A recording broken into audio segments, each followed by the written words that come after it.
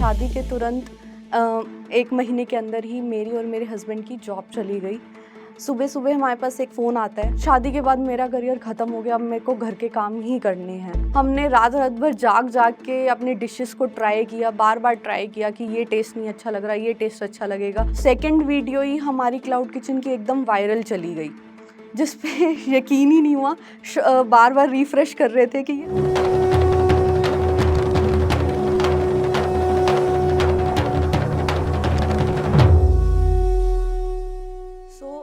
हम सब करना तो बहुत कुछ चाहते हैं बट कर नहीं पाते। क्यों? क्योंकि हम सोचते हैं दुनिया क्या कहेगी, लोग क्या कहेंगे। एंड सेम सिचुएशन मेरे साथ भी थी। मैं भी ये सोचती हूँ कि दुनिया क्या कहेगी, क्या वो मुझे जज करेंगे, मेरे किसी भी काम को कैसे वो मुझे लेंगे। जैसे कि लोग कहते हैं कि दुनिया का सबसे बड़ा रोग क्या कहेंगे लोग। हाय, मेरा नाम तमन्ना है एंड आज मैं अपनी स्टोरी शेयर करने वाली हूँ, कैसे एक 9 to 5 जॉब करने वाली लड़की आज एक क्लाउड किचन रन कर रही है। मैं रोहतक से रहने वाली हूँ एंड मेरा जो बर्थ है 97 में हुआ था, जो कि मेरे पापा मम्मी की शादी के आई थिंक 15 साल बाद हुआ है। क्योंकि मेरी मम्मी को कुछ प्रॉब्लम्स आ रही थी जिस वजह से वो कंसीव नहीं कर पा रहे थे एंड उनके 6-7 मिसकैरेजेस हो चुके थे पहले ही। सो डॉक्टर्स ने जवाब दे दिया था कि अब कुछ नहीं हो सकता है एंड देन उन्होंने मुझे कंसीव किया, बट उन डॉक्टर्स ने ये बोला कि आपको 3rd मंथ के बाद से ही एडमिट रहना पड़ेगा, तभी आप इसको बचा पाओगे। सो मेरी मम्मी 5 से 6 महीने एडमिट रहे। एक तो मैं 7th मंथ में हुई तो ऑलरेडी काफ़ी वीक थी एंड डॉक्टर्स ने पहले ही जवाब दे दिया था कि नहीं बचा पाएंगे, बट फिर भी हम अपने एंड से ट्राई करेंगे, इसके बाद आप भगवान के भरोसे है। एंड दैट्स हाउ उनके हार्ड वर्क की वजह से, उनकी मेहनत की वजह से मैं बची। एंड उसके बाद जो अगर मैं बताऊँ मेरी फैमिली सिचुएशंस, तो मेरी फैमिली स्पेशली मेरे पापा साइड की फैमिली थोड़ी कंजर्वेटिव है चीज़ों को लेके। बट कहते हैं ना कि लड़कियां ही घर की लड़कियां ही घर का पेरेंट्स की सोच बदलती हैं। जैसे जैसे मैं बड़ी हुई मैंने अपने पापा की सोच को बदलने का ट्राई किया कि मुझे आगे पढ़ना है, मुझे आगे जॉब करनी है एंड उन्होंने भी सीखा टाइम के साथ कि ना लड़कियों का इंडिपेंडेंट होना कितना ज़रूरी है। मैंने एमबीए किया एंड सेम कॉलेज से मेरे हस्बैंड हैं, हम सेम क्लास में थे। इनिशियली हम लाइक फ्रेंड्स ही थे एंड उन्होंने मुझे काफ़ी मोटिवेट किया चीज़ों को लेके, कैसे जॉब करनी है या फिर कैसे जॉब सर्च करनी है। इवन जॉब पे कुछ प्रॉब्लम आती थी तो वही मुझे गाइड करते थे एंड धीरे धीरे मुझे रियलाइज़ हुआ मुझे तो ऐसे ही हस्बैंड चाहिए है अपनी लाइफ में, क्योंकि अ, मुझे ऐसा पर्सन चाहिए था जो मेरी रिस्पॉन्सिबिलिटी को समझे, क्योंकि मैं सिंगल चाइल्ड हूँ, ऊपर से मेरे एज गैप इतना है कि कभी भी कुछ भी हो सकता है पेरेंट्स के साथ। तो मेरे को शुरू से ही ऐसा पर्सन चाहिए था कि जो मेरी रिस्पॉन्सिबिलिटी को समझे, एटलीस्ट समझे ना तो मुझे करने से ना रोके। सो वो सारी क्वालिटीज़ उसमें थी, बट हमारी कास्ट अलग थी, तो वो चीज़ काफ़ी फील हुई कि नहीं जा सकते साथ में, क्योंकि नहीं हो पाएगा, कोई फ्यूचर ही नहीं है। बट एक टाइम बाद रियलाइज़ हुआ कि यही मेरा लाइफ पार्टनर बनेगा। चाहती हूँ मैं अपनी लाइफ में, मेरे को यही पर्सन चाहिए। एंड मेरे पे जब पापा को जब मैंने बताया तो उन्होंने सबसे पहले पूछा ओके ठीक है, कास्ट क्या है? जैसे ही मैंने उनको बताया, साफ मना, नहीं बात ही नहीं करनी, सोचना ही नहीं है, मिल के क्या करूँगा। उन्होंने सीधा मना कर दिया कि सोचना ही नहीं है तो जाना ही नहीं है तो यहीं पे बंद कर दे। एंड उन्होंने मुझे थोड़ा टाइम दिया कि थोड़ी अपनी बाहर लेके गए कि ताकि उसकी थोड़ी सोच बदले टाइम के साथ, शायद वो भूल जाए, शायद ये थोड़ा बचपना हो उसका तभी वो सोच रही है। बट धीरे धीरे उनको भी रियलाइज़ हुआ कि वो बहुत स्ट्रांगली बोल रही है कि मुझे इसी से शादी करनी है। इन इन द एंड मेरे पापा ने डिसाइड किया 1 साल बाद कि ठीक है, मैं मिलने के लिए तैयार हूँ।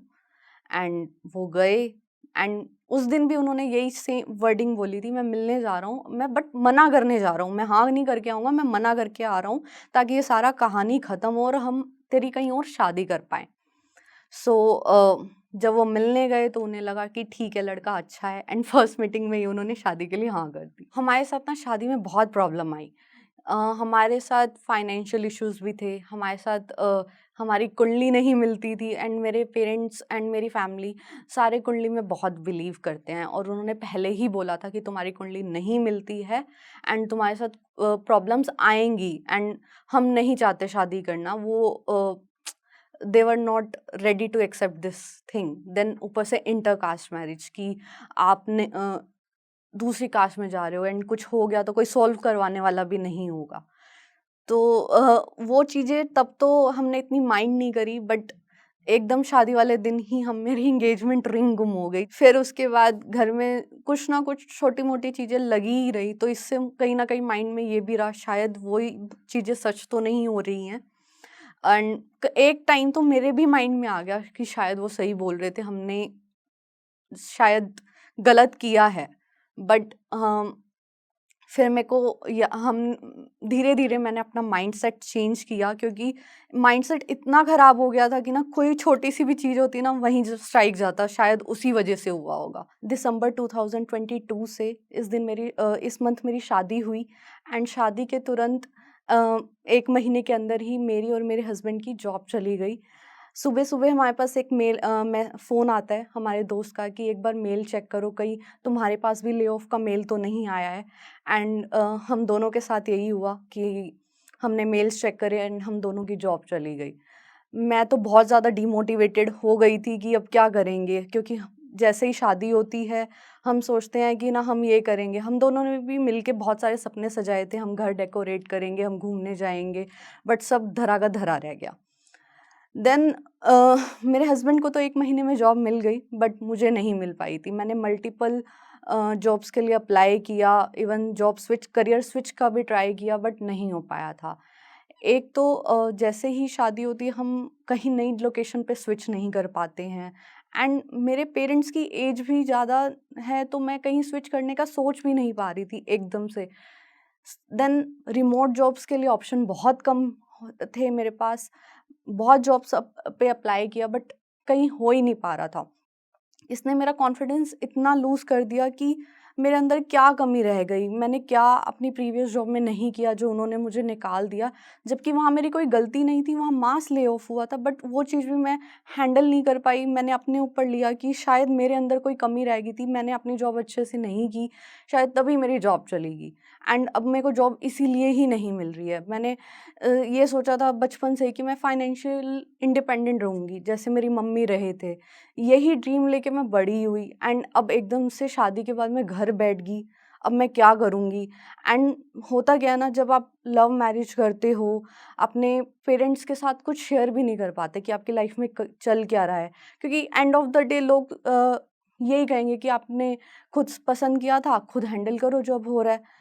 तो सिचुएशन ऐसी थी कि सबके सामने हँसते रहो एंड अपना बता भी नहीं सकते क्या चल रहा है, क्या नहीं चल रहा है, बस स्माइल करते रहो दूसरों के आगे कि हाँ, सब ठीक है, सब अच्छा चल रहा है। जबकि अंदर-अंदर खुद को ये फ़ील हो रहा था, जब मैं दूसरे कज़न्स को देखती थी या फिर दूसरे अपनी ऐज के लोगों को देखती थी, यार वो तो बहुत अच्छा कर रहे हैं, बट शायद शादी के बाद मेरा करियर ख़त्म हो गया, अब मेरे को घर के काम ही करने हैं। जैसे ही मेरी जॉब गई तो सबसे बड़ी मेरे को प्रॉब्लम ये आई कि मैंने कभी पैसे माँगे ही नहीं है। अब मेरे को अपने हस्बैंड से पैसे माँगने में भी शर्म आ रही कि मेरे फ़ोन का रिचार्ज कर दो, क्योंकि मेरे को कभी ये हुआ ही नहीं कि मेरे को माँगना पड़े किसी से, या मम्मी से भी कभी मेरे को माँगने की नीड नहीं पड़ी थी, क्योंकि ऑलरेडी कभी वो कुछ ना कुछ अमाउंट जमा करवाती थी, तो मेरे को कभी माँगने की ज़रूरत ही नहीं पड़ी कि ना मेरे को पैसे चाहिए, मुझे मेरे अकाउंट में रिचार्ज करवाना है। और तब इतना सिचुएशन मुझे लगा ना, ऑल्दो उन्होंने कभी मना नहीं किया, इवन यही बोला कि ना जो मैं अर्न कर रहा हूँ उस पे तुम्हारा भी हक है, तुम माँग सकती हो, अगर तुम नहीं माँग रही हो दैट मीन्स कि तुमने मुझे पूरी तरह एक्सेप्ट नहीं किया है। बट ये सिचुएशन मैं उनको नहीं समझा रही पा रही थी कि मैंने कभी माँगे नहीं है और मुझे ना ये समझ में नहीं आ रहा कैसे छोटी-छोटी अपनी चीज़ों के लिए ना बार-बार पैसे माँगूँ मैं तुमसे। मुझे लगता था फाइनेंशियल इंडिपेंडेंस बहुत ज़्यादा ज़रूरी है हर एक लड़की के लिए, चाहे वो 4,000 या 5,000 भी कमा रही है, चाहे 10,000 कमा रही है, चाहे जितना छोटा अमाउंट भी कमा रही है ना, बट उनके पास होना चाहिए। क्योंकि जब हम फाइनेंशियली इंडिपेंडेंट नहीं होते हैं ना, हमें हमें एडजस्ट करना पड़ता है, बहुत ज़्यादा एडजस्ट करना पड़ता है। कई बार ना हम बुरी चीज़ों के लिए भी ना ध्यान नहीं देते कि शायद ये गलत है, अपनी सेल्फ रिस्पेक्ट ही छोड़ देते हैं। एंड टाइम का कुछ नहीं पता होता कब क्या हो जाए। मैंने अपने घर में ये देखा है, मेरे पापा का बिजनेस था एंड मेरी मम्मी की जॉब थी। धीरे धीरे उनका बिजनेस बिल्कुल खत्म होता चला गया एंड अगर मम्मी की जॉब नहीं होती तो हमें बहुत ज़्यादा प्रॉब्लम आती।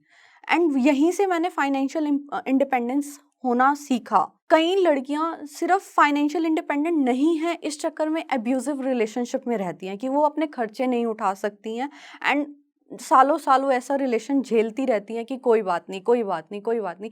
एंड कई तो पूरी पूरी उम्र निकाल देती हैं और निकल नहीं पाती कि ना, नहीं मेरे पास कोई ऑप्शन नहीं है। उन्होंने मेरी स्किल्स देखी कि तू खाना बहुत अच्छा बनाती है, क्यों ना तू क्लाउड किचन स्टार्ट कर।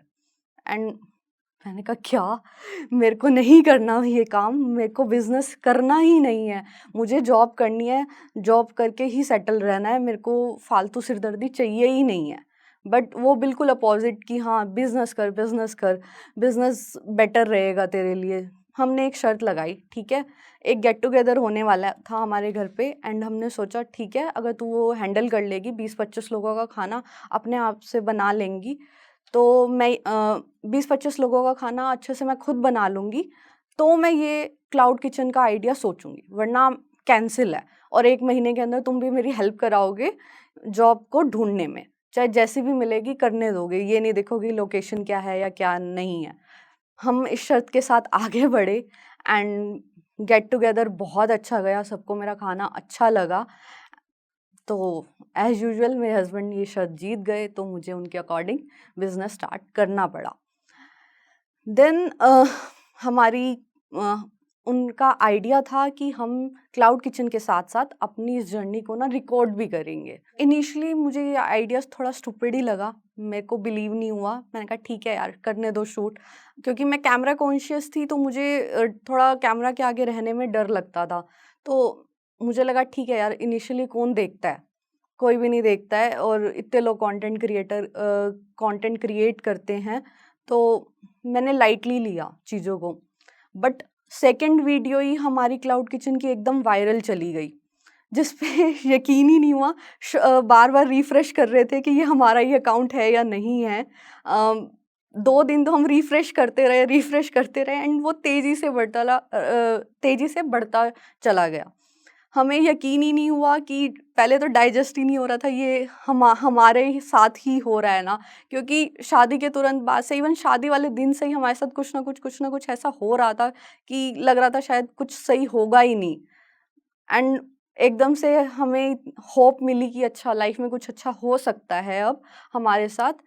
लोगों ने इतना प्यार दिया, इतना सपोर्ट किया एंड साथ ही साथ कुछ लोगों ने क्रिटिसाइज़ भी किया, क्योंकि हम इतने एक्सपर्ट नहीं थे खाना बनाने में, तो उन्होंने कमियाँ भी बहुत निकाली एंड वो एक प्रेशर लेके ही आया कि टेस्ट अच्छा करो, ये पैकेजिंग अच्छी करो। एंड हम एकदम ये हो गए कि हमें क्या करें? अभी एकदम से 2 दिन ही हुए थे स्टार्ट किए हुए एंड एकदम क्रिटिसिज़्म भी आ रहा है, कैसे उस चीज़ को हैंडल करें? हमने रात-रात भर जाग-जाग के अपने डिशेज़ को ट्राई किया, बार-बार ट्राई किया कि ये टेस्ट नहीं अच्छा लग रहा, ये टेस्ट अच्छा लगेगा, शायद ये कमी जो उन्होंने बताई थी हम इसको ऐसे दूर कर पाएँगे। क्लाउड किचन की जर्नी तो स्टार्ट हो गई, बट एक अभी भी ना कन्फ्यूज़न थी, क्या हम सही जा रहे हैं? क्या हम सही कर रहे हैं? एंड इसका जवाब हमें मिला जब हमारे पास इंटरनेशनल ऑर्डर आने लगा। कनाडा से ऑर्डर आया, हम रात को बैठे ही थे एंड वो एक प्राउड मोमेंट था एंड एक मोटिवेशन भी थी कि कैसे हमने एक छोटे से किचन से लोगों तक पहुंच पाए, हमारी स्टोरी पहुंचा पाए एंड आज हमें देख के काफ़ी लोगों ने अपना बिजनेस स्टार्ट किया है। ये उससे भी ज़्यादा लाइक हमारे लिए भी मोटिवेशन है ये, ताकि हम और इम्प्रूव करते जाएं एंड आगे बढ़ते रहें। मेरी जॉब चलेगी एंड मेरे पास ऑप्शंस कम थे। क्या इसका मतलब ये था कि मैं घर बैठ जाऊं? अब मेरे पास ऑप्शंस नहीं है।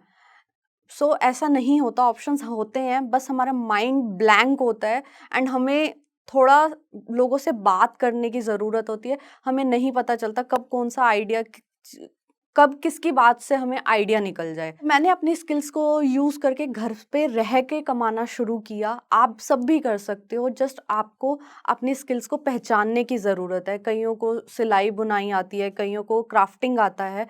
जस्ट आपको डिजिटल होना पड़ेगा, आपको कंटेंट क्रिएट करना पड़ेगा ताकि आप एक रीच बना पाओ एंड घर से ही अपना बिजनेस ग्रो कर पाओ। आज मैं जोश टॉक आशा के मन से आप सबको एक मैसेज पहुंचाना चाहती हूँ कि लाइफ में फाइनेंशियल इंडिपेंडेंट होना बहुत ज़्यादा ज़रूरी है।